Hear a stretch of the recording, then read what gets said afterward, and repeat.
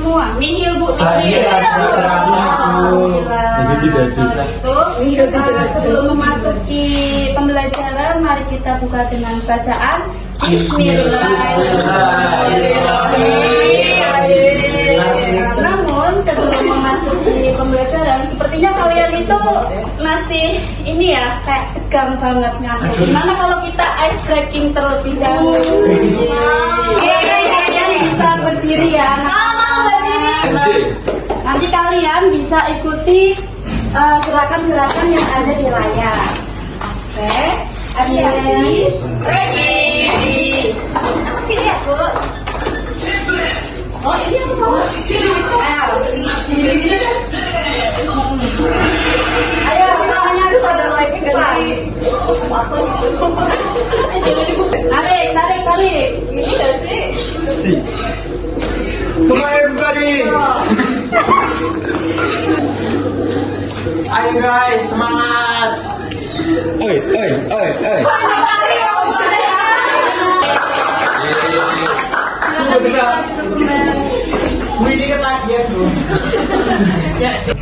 Mungkin karena sudah ice breaking, jadi pastinya kalian sudah fokus kembali ke materi.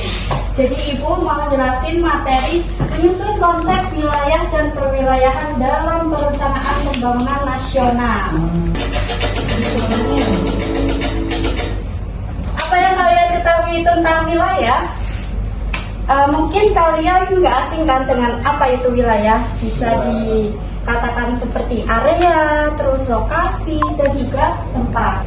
Jadi wilayah itu bisa didefinisikan seperti suatu area yang memiliki karakteristik tertentu yang membedakannya dari daerah lain dari segi fisik, sosial, ekonomi maupun administrasi. Kemudian selanjutnya ada pewilayahan, yaitu proses pengelompokan atau pembagian suatu wilayah menjadi beberapa bagian berdasarkan kesamaan karakteristik. Biar apa? Biar lebih mudah dalam perencanaan dan pengelolaan pembangunan. Selanjutnya ada karakter pembeda wilayah. Jadi karakter pembeda wilayah itu terbagi menjadi dua, yaitu ada fisik, ada non fisik. Jadi kan fisik ya, sama non fisik. Kalau fisik itu meliputi apa saja? Seperti iklim dan juga topografi. Selanjutnya yang kedua itu kan ada non fisik. Jadi lebih ke sosial seperti kependudukan. Kemudian selanjutnya apa yang kalian ketahui? Sosial. Ya, ekonomi bisa. Terus perumahan. Wilayah juga terbagi menjadi dua. Yang pertama apa anak-anak? Formal. Oke, sebentar. Wilayah terbagi menjadi dua. Yang pertama formal. Kalau formal itu bersifat homogen. Apa yang kalian ketahui tentang homogen? Homogen itu memiliki karakteristik keseragaman. Kemudian selain homogen, ada yang kalian ketahui? Selain homogen, kira-kira apa sih? Budaya, jadi budayanya itu masih sangat kental ya. Kemudian selanjutnya apa lagi? Bersifat statis. Statis itu tetap, jadi nggak berubah.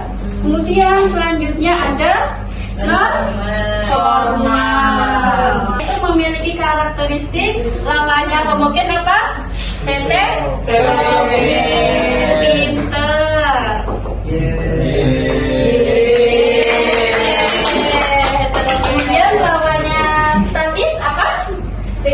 dinamis. Iya, kan budayanya juga masih sangat kental nih. Itu kira-kira apa? Ada yang bisa? Ada aku. Jadi karakteristik ini itu bisa diasumsikan contohnya adalah desa. Kalau yang non formal karena bersifat dinamis itu kota karena bisa berubah dan juga heterogen kan sifatnya. Heterogen itu apa sih? Heterogen itu yang memiliki banyak aktivitas di pusat kota. Jadi banyak pusat-pusat perdagangan, terus perekonomian dan juga industri. Nah, ini contohnya ya, kayak aspek fisik itu seperti wilayah gunung, wilayah pantai, kemudian yang aspek sosial itu ada wilayah industri. Yang kedua, wilayah perumahan. Sampai sini paham? Paham. Namun manfaat pewilayahan itu apa sih anak-anak? Yang pertama, Mengurutkan dan menyederhanakan informasi mengenai keanekaragaman fenomena di permukaan bumi, Bu. oke, selanjutnya lanjut. Alia, bacain Alia. Meratakan pembangunan di setiap wilayah.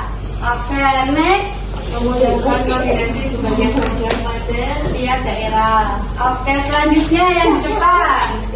Memantau perubahan yang terjadi baik di dalam alam maupun sosial. Maksudnya apa sih, Bu? Jadi manfaat kewilayahan itu agar kita itu tahu bahwasanya kira-kira apa aja sih yang ada di pusat kota dan desa. Jadi banyak karakteristik yang terjadi di pusat kota dan desa.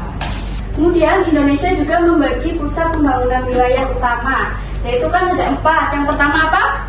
Medan. Yang kedua Jakarta, Surabaya, Keempat Makassar.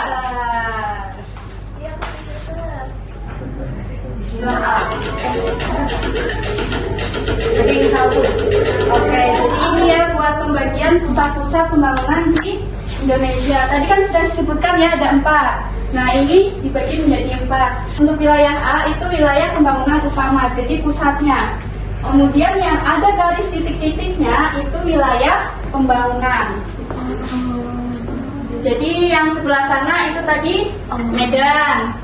Terus yang B itu wilayah Jakarta.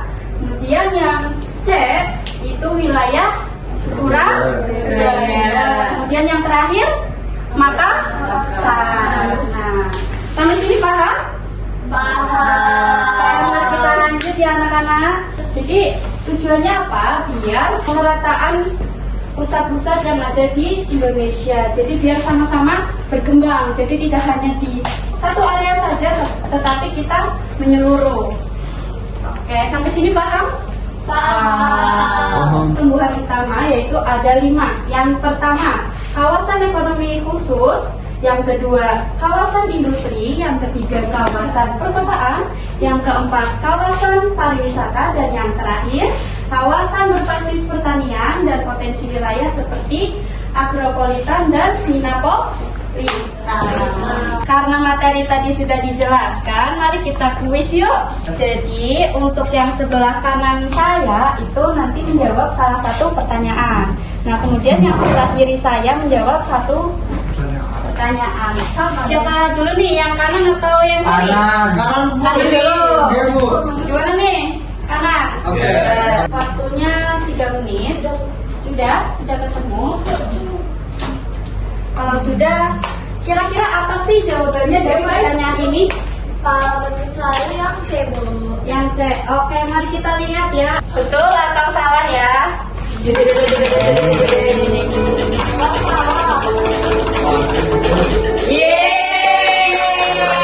Mari kita beri apresiasi. Kasih W, kasih O, kasih W. Keren. Keren.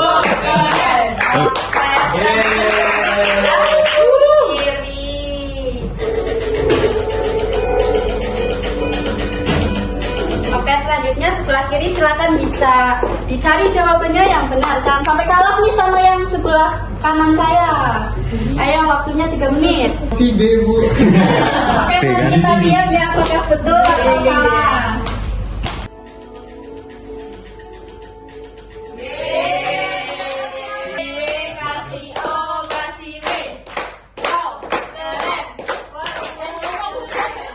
Kesimpulan materi pada hari ini adalah konsep wilayah dan pewilayahan itu sangat penting ya anak-anak. Jadi sangat penting dalam apa? Dalam perencanaan pembangunan nasional. Karena membantu mengenali perbedaan potensi dan permasalahan di setiap daerah. Dengan memahami karakteristik wilayah serta melakukan perwilayahan yang tepat, pemerintahan dapat menyusun kebijakan pembangunan yang lebih efektif, efisien, dan merata, sehingga tercapainya kesejahteraan yang berkeadilan bagi seluruh masyarakat Indonesia. Namun sebelum ibu tutup, gimana kalau kita peregangan terlebih dahulu? Silakan bisa berdiri. Oh, belum lagi.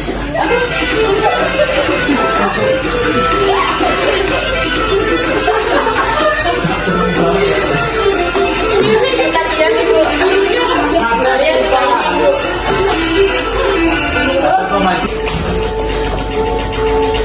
Oke, mungkin materi dari ibu cukup sekian.